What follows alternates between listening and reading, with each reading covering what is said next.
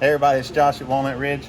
This week I want to talk about kind of the same stuff we always talk about, and that's maintenance and how important it is. But a different side of it is if you're one that does your own maintenance or inspects your trailer and takes care of it yourself rather than bringing it to the dealership to have us do it, I just want to stress how important it is to make sure you get a ladder, get up on the top of these things and inspect not just the stuff that you can see from the ground when you walk around. If everything looks okay to you, then you kind of move on, but you may be overlooking some small things that can turn into big problems. So I just randomly picked one of them that's out here in the shop getting some work done, and I wanted to show you a few things that I found just on this back corner from pulling the ladder out and climbing up here. And I actually just noticed another while I was saying that.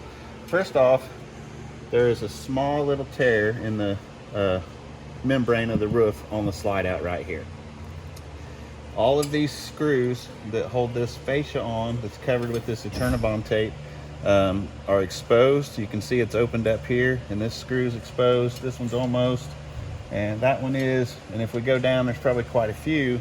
It's just wear and tear from this going in and out.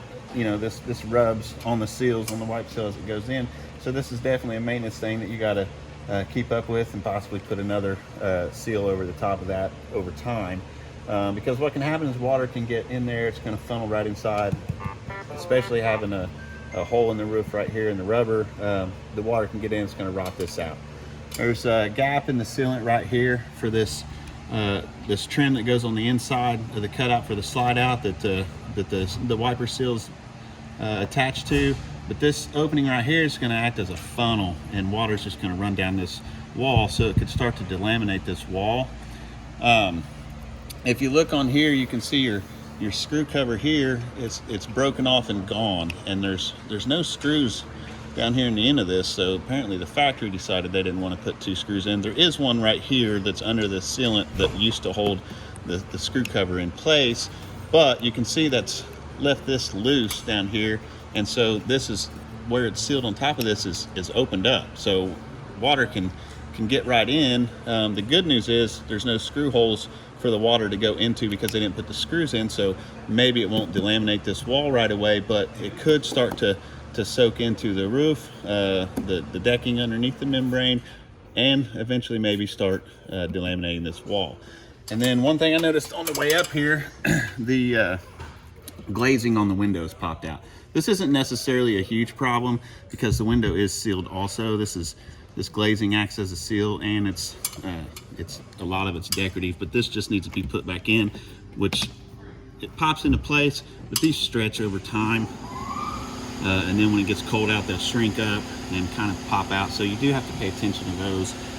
But just maintenance things that you really need to look at, and you have to get a ladder out and get up on top of this thing and check everything. Look closely. You can't just glance at it and walk on by. You really need to look close, because some of these things are real easy to miss, especially this little spot here. But as we go down the ladder, there is,